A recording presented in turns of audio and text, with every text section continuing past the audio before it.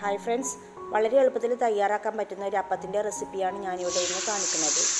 ഇത് പച്ചരി കുതിർത്തിട്ടും ഉണ്ടാക്കിയെടുക്കാം, പിന്നെ അരിപ്പൊടി വെച്ചിട്ടും തയ്യാറാക്കിയെടുക്കാം. അപ്പോൾ ഇതെങ്ങനെ തയ്യാറാക്കിയെടുക്കുക എന്നുള്ളത് നമുക്ക് നോക്കാം. ഇതൊരു കപ്പ് പച്ചരി ഞാൻ തലേ ദിവസം വെള്ളത്തിലിട്ട് കുതിർത്തി എടുത്തിട്ടുള്ളതാണ്. ഇത് നന്നായിട്ട് കഴുകി എടുത്തതിന് ശേഷം നമുക്കൊരു മിക്സിയുടെ ജാറിലിട്ടൊന്ന് അരച്ചെടുക്കാം. തലേ ദിവസം രാത്രി വെള്ളത്തിലിട്ടും കുതിർത്ത് അരച്ചെടുക്കാം, അല്ലാന്നുണ്ടെങ്കിൽ വെള്ളത്തിലിട്ട് ഒരു 4 മണിക്കൂറിന് ശേഷം നമുക്ക് അരച്ചെടുക്കാം. ഇനി ഇതിലേക്കൊരു 1/4 കപ്പ് തേങ്ങയും കൂടെ ഇട്ട് കൊടുക്കാം. ഇത് തേങ്ങ ചേർത്തും തേങ്ങ ചേർക്കാതെയും ഒക്കെ ഉണ്ടാക്കിയെടുക്കാൻ പറ്റും കേട്ടോ. ഇത് 1/2 കപ്പ് വെള്ളം ഒഴിച്ചു കൊടുത്തതിന് ശേഷം ഒട്ടും തരിയില്ലാത്ത രീതിയിൽ നന്നായിട്ട് തന്നെ അരച്ചെടുക്കാം. ചെറുതായിട്ട് പോലും തരിയില്ലാത്ത രീതിയിൽ നന്നായിട്ട് തന്നെ അരച്ചെടുക്കണം കേട്ടോ. അരച്ച മാവ് നമ്മൾക്കൊരു പാത്രത്തിലേക്ക് ഒഴിച്ചു കൊടുക്കാം. ഇനി അപ്പത്തിൻ്റെ മാവിലേക്ക് കുറച്ചും കൂടെ വെള്ളം ആവശ്യമുണ്ട്. അതിന് 1 കപ്പ് വെള്ളം കൂടെ ഈ മിക്സിയുടെ ജാറിലേക്കൊക്കെ ഒന്ന് ഒഴിച്ചിട്ട് ഇതിലേക്ക് ഒഴിച്ചു കൊടുക്കാം.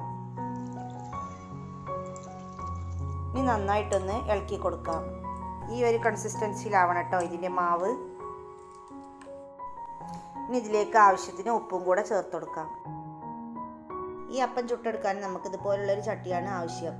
ഇനി ഈ ചട്ടി നന്നായിട്ട് ചൂടായിട്ടുണ്ട്. ഇതിലേക്ക് വെളിച്ചെണ്ണയോ ഓയിലോ എന്ത് എണ്ണയാണെങ്കിലും തടവി കൊടുത്തതിന് ശേഷം നമുക്ക് ഓരോ തവി വീതം ഒഴിച്ചിട്ട് ഇതിങ്ങനെ ചുട്ടെടുക്കാം. നോൺ സ്റ്റിക്ക് പാനിലും ഇത് ചുട്ടെടുക്കാം, പക്ഷേ ഏറ്റവും പെർഫെക്റ്റ് ആയിട്ട് കിട്ടുക ഇതുപോലുള്ള ചട്ടിയിൽ ചുട്ടെടുക്കുമ്പോഴാണ്. ഈ അപ്പം ചുട്ടെടുക്കുമ്പോൾ ഓരോ തവി ഒഴിച്ച് കഴിഞ്ഞാൽ പിന്നെ രണ്ടാമത് അപ്പം ചുടുന്ന സമയത്ത് വീണ്ടും ഇങ്ങനെ മാവ് ഇളക്കി കൊടുക്കണം. അല്ലാന്നുണ്ടെങ്കിൽ അപ്പത്തിൻ്റെ മാവിൻ്റെ പാത്രത്തിൽ ഇങ്ങനെ മാവ് അടിയിൽ ഇങ്ങനെ പിടിച്ചിരിക്കും. അപ്പോൾ ഒന്ന് ഇളക്കിയിട്ട് വേണം അടുത്ത അപ്പം ചുട്ടെടുക്കാൻ. അതാ കണ്ട കുറച്ച് സമയം കഴിഞ്ഞപ്പോഴേക്കും ഇതിൻ്റെ അരിഭാഗം ഇങ്ങനെ വിട്ട് വന്നിട്ടുണ്ട്.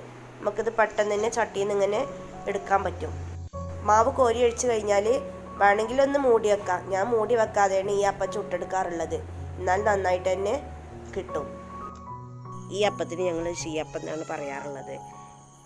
ഇതിൻ്റെ ശരിക്കുള്ള പേര് നീർദോശ എന്നാണ്. പെട്ടെന്ന് തയ്യാറാക്കാൻ പറ്റുന്ന ഈ അപ്പം ചെറിയ കുട്ടികൾക്കും വയസ്സായവർക്കും എല്ലാവർക്കും ഒരുപോലെ കഴിക്കാൻ പറ്റുന്ന ഒരു അപ്പമാണ്. ചിലരെങ്കിലും വിചാരിക്കുന്നുണ്ടാവും ഈ അപ്പത്തിൻ്റെ റെസിപ്പിയാണോ കാണിക്കുന്നത് എന്ന്. കുക്കിംഗ് പഠിച്ചു വരുന്ന കുട്ടികളോ അപ്പോൾ നമ്മുടെ മക്കൾ തന്നെ ഇപ്പോൾ എവിടെയെങ്കിലും പുറത്ത് പോയാലൊക്കെ അവർക്ക് നമ്മൾ ഏതെങ്കിലും വീഡിയോ ഇട്ടാൽ അവർക്ക് നമ്മൾ പറഞ്ഞു കൊടുക്കണ പോലെ തന്നെ ഉണ്ടാവുമല്ലോ. അപ്പോൾ അവർക്കൊക്കെ ഇത് ഒരു ഉപകാരപ്രദമായിക്കോട്ടെ എന്ന് വിചാരിച്ചിട്ടാണ് ഈ അപ്പത്തിൻ്റെ വീഡിയോ ഒക്കെ ഞാൻ കാണിക്കുന്നത്. അപ്പോൾ കണ്ട ഈ അപ്പം നല്ല നേരിയതായിട്ട് തന്നെ കിട്ടിയിട്ടുണ്ട്. മാവ് അരച്ച് കഴിഞ്ഞാൽ പിന്നെ മിനിറ്റുകൾ വെച്ചിട്ട് നമുക്ക് ഈ അപ്പം ചുട്ടെടുക്കാൻ പറ്റും. പിന്നെ ഈ അപ്പം ചുട്ടെടുക്കാനുള്ള പ്രയാസം എന്ന് പറയുന്നത് ഇതിങ്ങനെ വീശി ഇങ്ങനെ ഒഴിക്കുക എന്നുള്ളതാണ്. അത് 1-2 പ്രാവശ്യമൊക്കെ ഇങ്ങനെ ചുട്ടെടുക്കുമ്പോൾ പിന്നെ അങ്ങനെ ശരിയായിരിക്കും.